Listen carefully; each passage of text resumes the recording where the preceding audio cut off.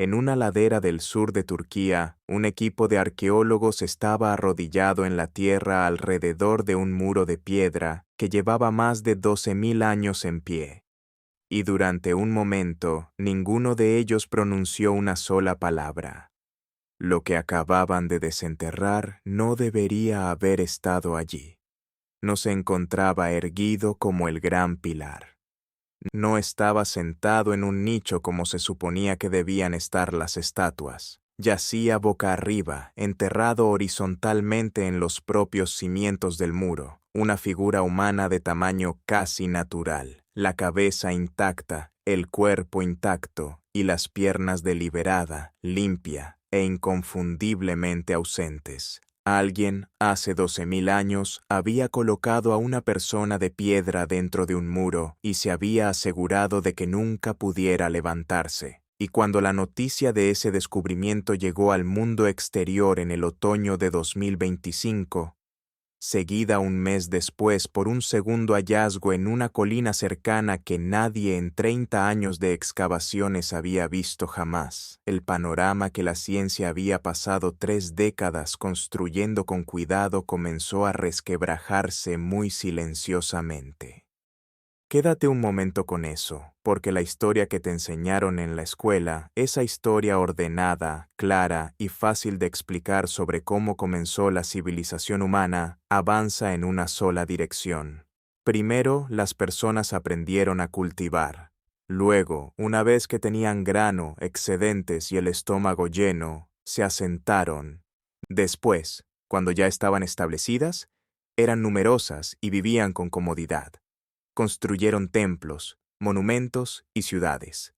Primero la agricultura, luego el asentamiento, luego la religión, luego todo lo demás.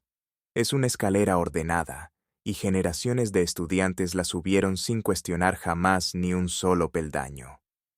El problema es que en una cresta de piedra caliza polvorienta, en la provincia de Şanlıurfa, enterrada bajo metros de tierra acumulada, existe un lugar que sube esa escalera al revés, y cada año el suelo entrega un poco más. El ascenso invertido se vuelve más pronunciado, y el viejo libro de texto parece cada vez más un cuento de hadas que personas importantes simplemente acordaron creer. El lugar se llama Göbekli Tepe. El nombre significa algo así como colina del vientre abultado. Y desde lejos, eso es exactamente lo que parece. Un montículo hinchado que se eleva sobre las llanuras, sin nada llamativo. El tipo de elevación a la que un pastor quizás ni miraría 2 veces. Durante miles de años, eso fue precisamente lo que ocurrió. La gente caminaba sobre él, pastoreaba sus animales en sus tierras, plantaba olivos en sus laderas, y jamás sospechó que bajo sus pies había algo que terminaría obligando a los académicos a reescribir el capítulo inicial de la historia humana, porque lo que está enterrado en esa colina fue construido hace más de 12.000 años. Lee ese número otra vez, despacio, porque no encaja cómodamente junto a nada de lo que crees saber. 12.000 años. Eso es antes de la rueda, antes de la escritura, antes de la cerámica, antes del primer campo de trigo domesticado en cualquier parte del planeta. Las pirámides de Egipto no le llevan siglos de ventaja, sino miles y miles de años. La distancia que nos separa de las pirámides, puesta en fila y vuelta a poner de nuevo. Cuando las personas que construyeron Göbekli Tepe arrastraban piedras colina arriba, el resto de la humanidad, según la historia tradicional, seguía viviendo en la entrada de las cuevas, tallando sílex en puntas de lanza y persiguiendo manadas por un paisaje que apenas comenzaba a deshielarse. Y fueron esas personas, habitantes de cuevas, cazadores, recolectores, gente sin metal, sin animales de carga, sin planos escritos, quienes extrajeron bloques de piedra caliza que pesaban hasta 20 toneladas. 20 toneladas. Eso es más pesado que un camión completamente cargado, Tallaron esos pilares de la roca madre, les dieron la forma de enormes letras T más altas que un hombre, los arrastraron por terreno abierto, los colocaron en pie formando anillos cuidadosos, y entonces viene la parte que te deja sin palabras, los esculpieron. Cubrieron la piedra con zorros, jabalíes, buitres, escorpiones y serpientes, con criaturas captadas en pleno movimiento, con signos abstractos cuyo significado ninguna persona viva puede descifrar. No solo trasladaron pesos imposibles con una coordinación imposible, también volcaron su mundo interior sobre la superficie de esa roca. Esculpieron en piedra las cosas que vivían dentro de sus cabezas. Durante 30 años, desde que las excavaciones comenzaron en serio, la hipótesis de trabajo era que Göbekli era un templo, un santuario, un lugar de reunión ceremonial donde grupos dispersos de cazadores y recolectores se juntaban en ciertos momentos para realizar rituales que nadie comprende hoy en día, y luego volvían a dispersarse por el territorio salvaje. Esa interpretación ya era de por sí suficientemente revolucionaria. Un sitio religioso monumental construido por personas que, según la escalera del conocimiento establecido, no debían tener ni los recursos ni la organización necesarios para construir nada en absoluto. Le daba la vuelta a la secuencia.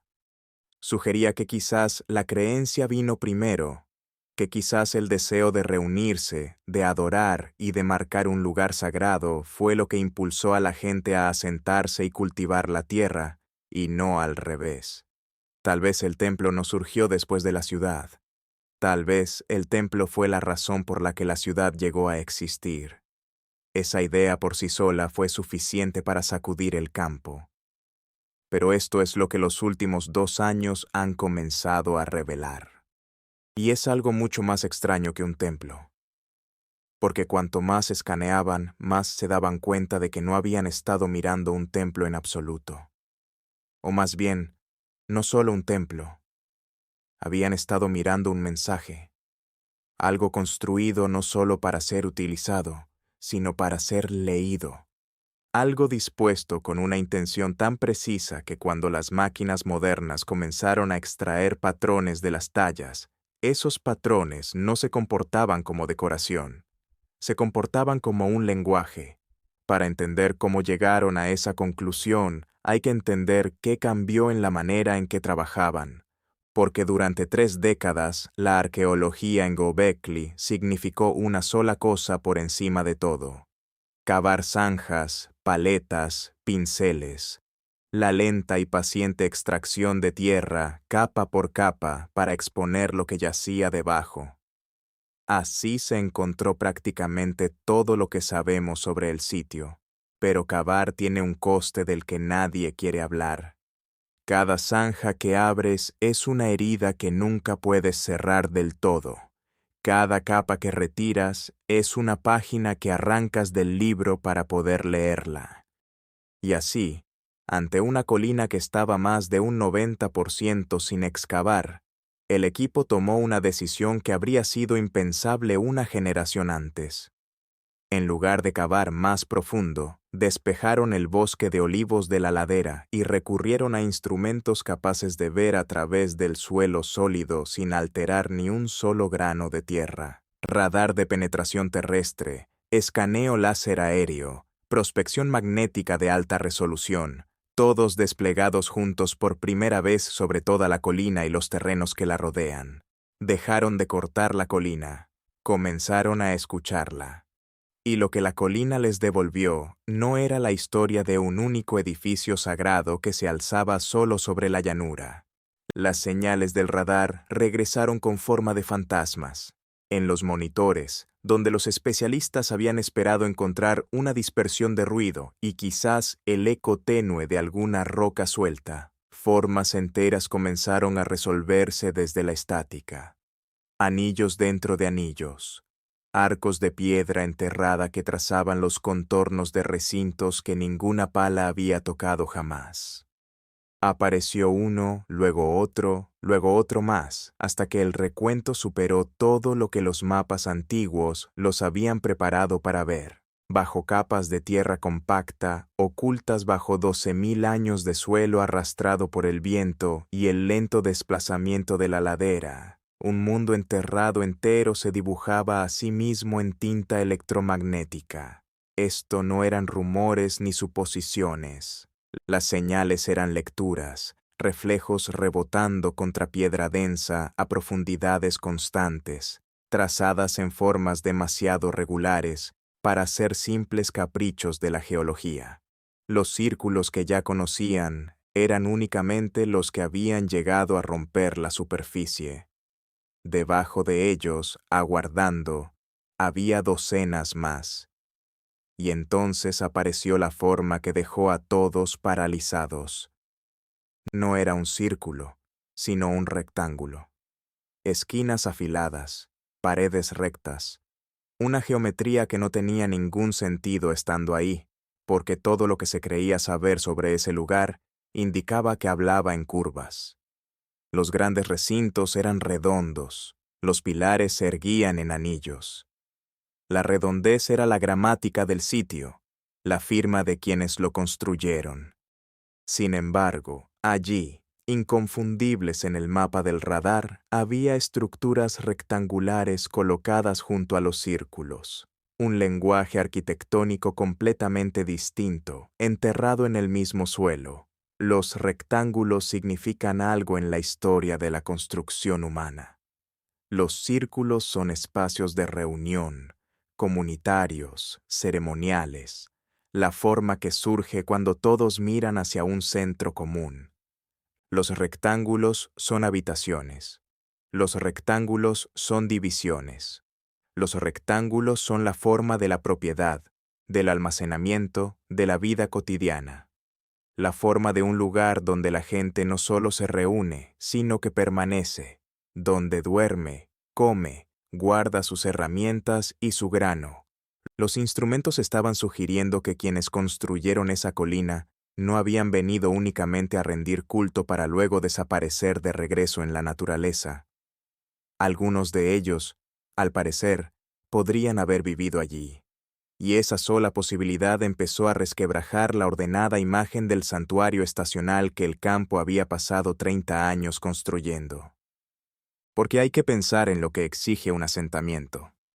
Un templo que se visita una vez al año puede levantarse a retazos por personas que se dispersan el resto del tiempo, pero las estructuras que albergan a una comunidad viva, que almacenan alimentos, que cobijan a familias durante una temporada, que organizan el espacio según su función, esas implican algo completamente distinto. Implican que alguien decidió dónde iría el almacén y dónde se ubicarían las viviendas. Implican que el trabajo estaba dividido, que algunos extraían piedra y otros tallaban, y otros cocinaban, y otros dirigían toda la empresa. Implican una planificación que se extiende más allá de una sola reunión y se adentra en el ritmo de una vida continua. Y cada una de esas implicaciones choca de frente con el cuadro pintado en la escalera de la historia humana. El cuadro donde se suponía que las personas de esa época eran pequeñas bandas nómadas que perseguían manadas, sobrevivían con lo justo, incapaces del excedente y la coordinación que exige la construcción permanente.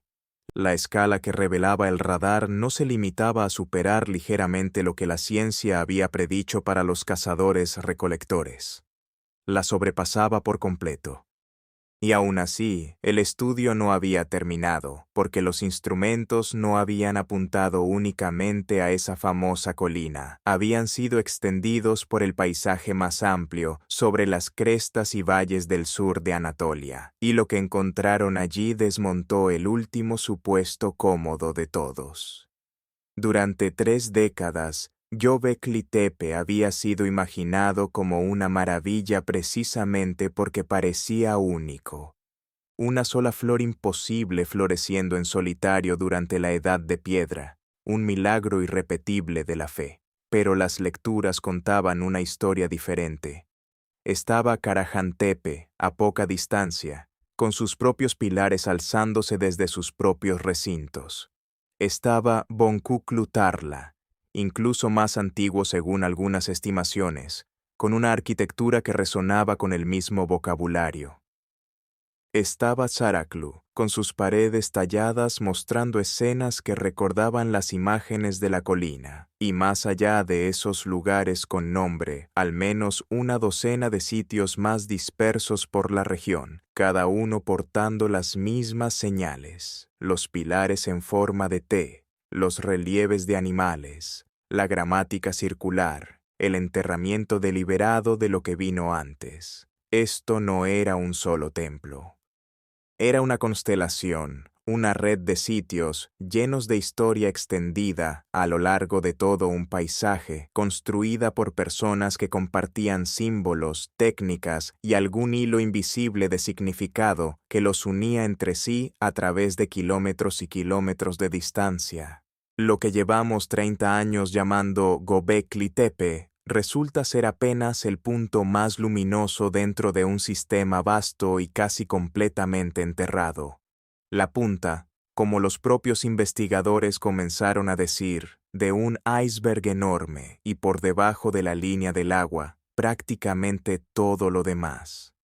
Detente un momento a pensar en lo que exige esa nueva perspectiva. Una red de sitios monumentales implica comunicación.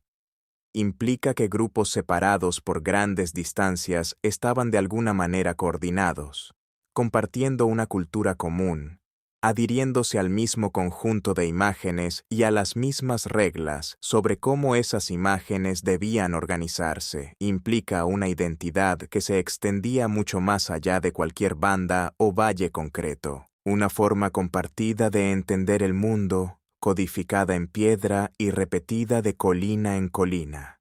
Eso no es el comportamiento de nómadas dispersos y desconectados.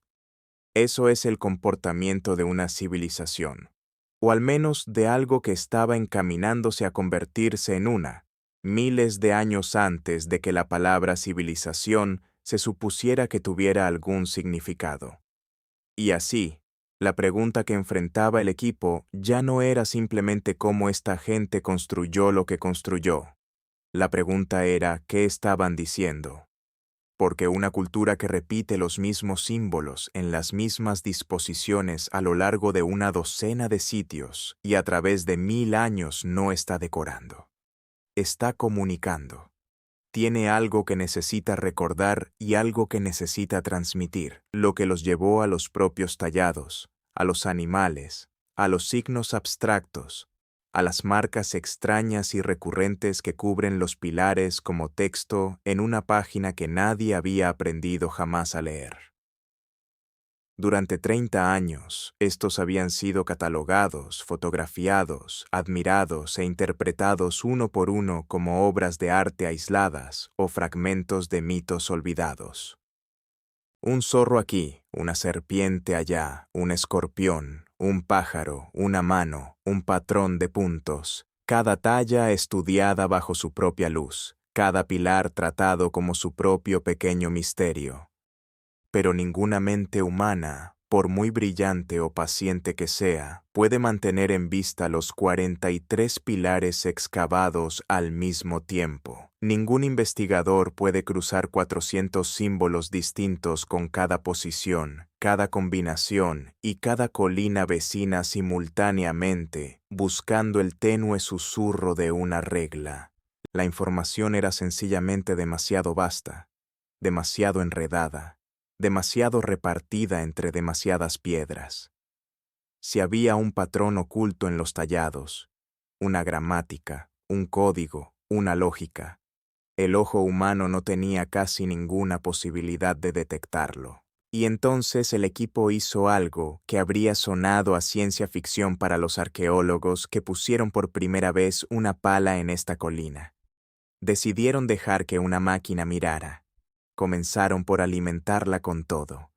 Más de 2500 imágenes tridimensionales de alta resolución de los 43 pilares en forma de T excavados, capturadas desde todos los ángulos y mapeadas hasta el milímetro, de modo que la profundidad de cada ranura y la curva de cada flanco tallado quedara preservada como datos. Luego llegaron los símbolos. Más de 400 animales y signos distintos. Zorros y jabalíes y grullas y buitres, serpientes enrollándose hacia abajo, escorpiones congelados en pleno movimiento, las abstractas formas en H y crecientes y filas de puntos que nadie había logrado explicar con certeza, cada uno de ellos etiquetado, posicionado y catalogado según en qué pilar se encontraba, en qué lugar de ese pilar aparecía y qué otros símbolos compartían su superficie. Era el lenguaje visual completo de un mundo perdido, vertido en una red neuronal y entregado a algo que no piensa como pensamos nosotros, porque eso es lo fundamental que hay que entender sobre lo que hicieron. Un ser humano mira un pilar y ve una historia, le otorga significado, siente la atracción de las imágenes, se cansa, se encariña con una teoría favorita. Una red neuronal no percibe nada de eso, no tiene una teoría favorita. No siente asombro, no se aburre, no decide de antemano cuál debería ser la respuesta. Lo que hace es rastrear repeticiones a través de millones de datos al mismo tiempo, manteniendo cada pilar, cada símbolo y cada posición en vista de manera simultánea, cruzando referencias de todo contra todo, buscando la tenue sombra estadística de una regla que un ser humano necesitaría 1000 vidas para descubrir. Era, en cierto sentido, la primera mente en 12.000 años capaz de leer Göbekli Tepe en su totalidad al mismo tiempo. Y cuando llegaron los resultados, el silencio se apoderó de la sala. Los símbolos no eran aleatorios. Quédate con eso, porque es el eje sobre el que gira todo lo que viene después. Durante décadas, la suposición razonable había sido que las tallas eran expresivas pero desordenadas, del modo en que uno esperaría encontrar en el arte ritual. Significativas para quienes las crearon, pero dispuestas por instinto e inspiración más que por algún sistema fijo. La máquina dijo lo contrario. El zorro que encontró no aparecía simplemente aquí y allá en 9 pilares distintos. El zorro surgía junto al mismo grupo particular de signos, los mismos acompañantes una y otra vez, como si perteneciera a ellos, como si no pudiera ser pronunciado sin su presencia.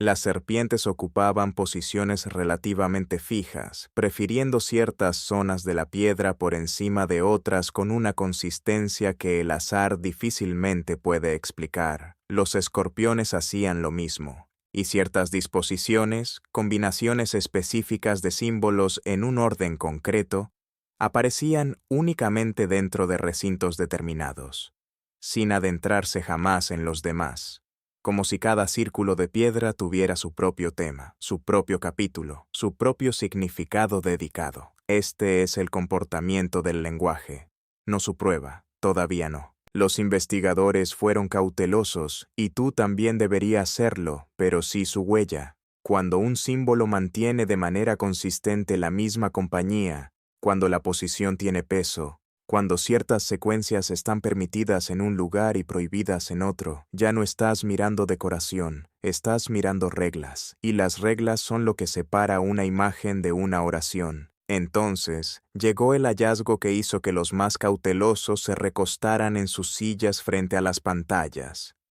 Cuando el equipo comparó la ubicación de ciertos grupos de símbolos con el cielo nocturno, tal como habría aparecido hace 12.000 años, con las posiciones de estrellas y constelaciones antes de que el lento bamboleo de la Tierra las desplazara todas, algunas de las distribuciones coincidían según se informó con una correlación superior al 80%. Lee ese número 2 veces. 80%. No un vago parecido. No el tipo de correspondencia vaga donde un creyente convencido puede encontrar un oso en cualquier conjunto de estrellas.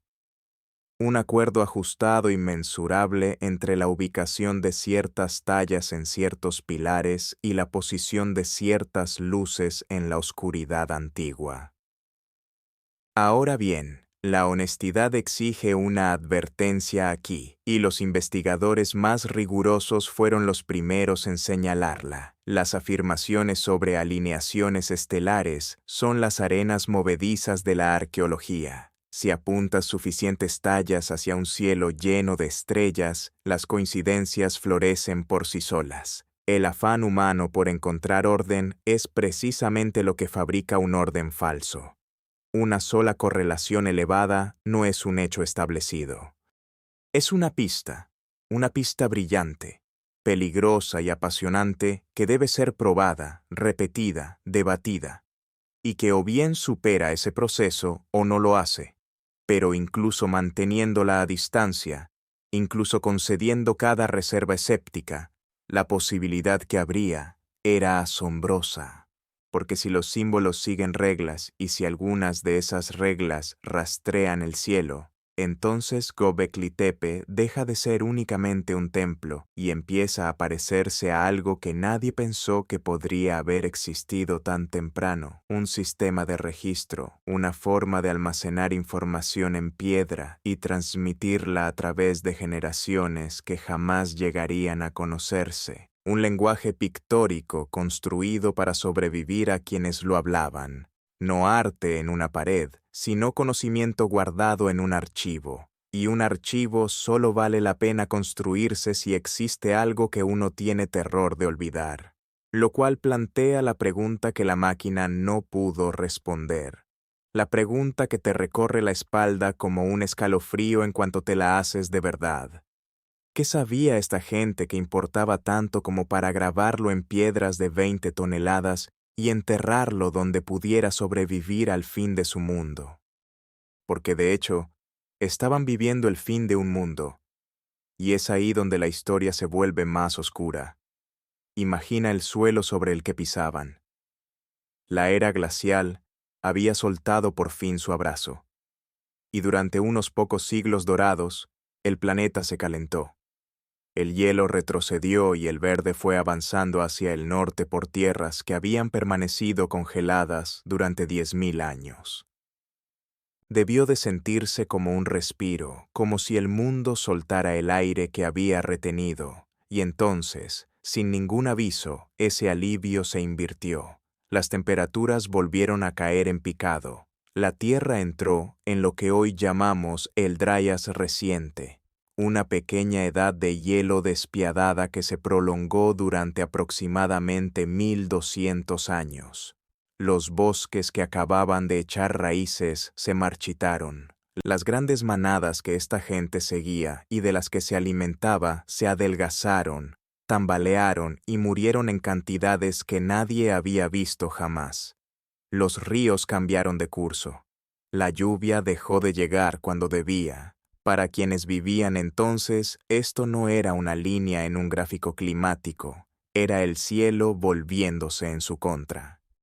Era el mundo conocido, el que sus abuelos habían descrito, el que se suponía permanente, derrumbándose en el transcurso de una sola vida. Detente un momento en lo que ocurrió después, porque es casi imposible de creer. En medio de ese desmoronamiento, cuando cada instinto de una población hambrienta y aterrada debería haber gritado, «Huye, dispersaos, sobrevivid», hicieron exactamente lo contrario. Se reunieron. Organizaron a cientos de personas. Extrajeron bloques de piedra que pesaban tanto como 3 automóviles.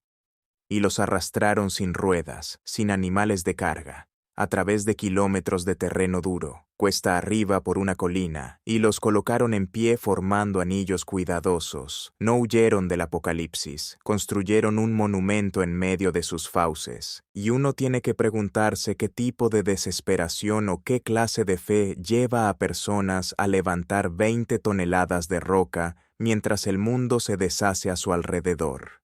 2 pilares podrían guardar la respuesta.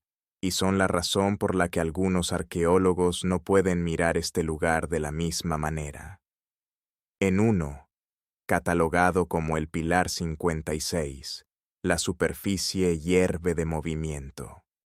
Olas, o algo que se les parece, se despliegan en curvas densas y superpuestas, y entre ellas hay animales representados en pleno movimiento, retorciéndose, huyendo, dispersándose en todas direcciones como si escaparan de algo que no pueden alcanzar.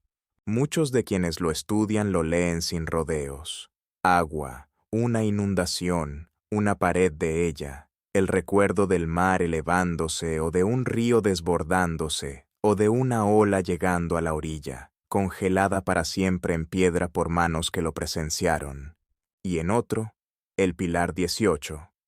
Hay un único símbolo que no aparece en ningún otro lugar, aislado, deliberado, cargado de una importancia que nadie puede descifrar del todo. Algunos lo interpretan como un nombre para una fuerza superior.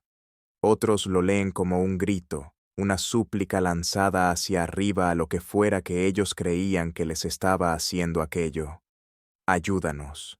Recuerda esto. No dejes que caiga en el olvido.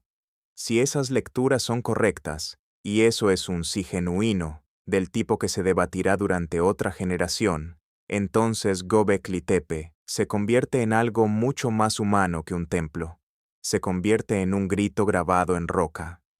Una memoria colectiva de catástrofe puesta por escrito por personas que entendían de algún modo que la memoria se desvanece y la piedra perdura, y que eligieron la piedra.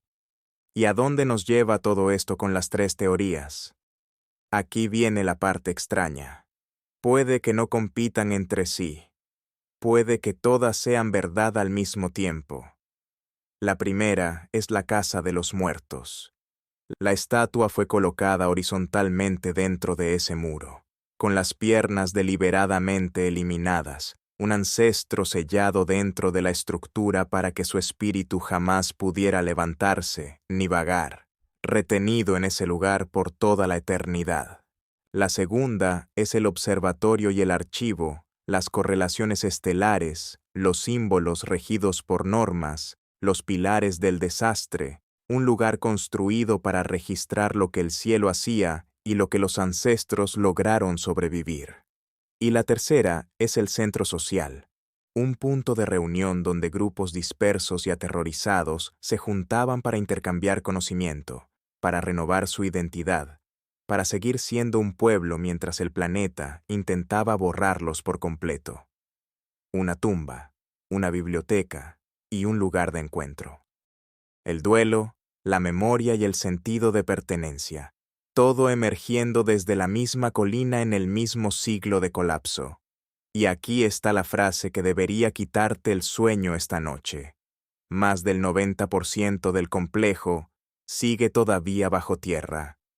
Cada descubrimiento hasta ahora, la estatua, el rostro, los recintos ocultos, los símbolos regidos por normas, el mundo hundido en el Pilar 56, proviene de la pequeña fracción que han logrado descubrir. El resto sigue ahí abajo, en la oscuridad, esperando. Lo cual me lleva directamente a ti. Si personas de hace 12.000 años, viendo cómo su mundo se derrumbaba, eligieron tallar un mensaje en piedra para que sobreviviera después de ellos, ¿qué crees que intentaban decir? ¿Una advertencia? ¿Una plegaria? ¿Un registro de algo que vieron en el cielo o en el mar que todavía no hemos logrado descifrar? Cuéntame en los comentarios qué crees que está enterrado en ese 90% al que aún no hemos llegado. Y si esto reorganizó algo dentro de tu cabeza como lo hizo con la mía, suscríbete, porque la próxima temporada de excavaciones ya está siendo planificada. Y cuando abran el siguiente anillo, estaremos aquí para recorrerlo contigo.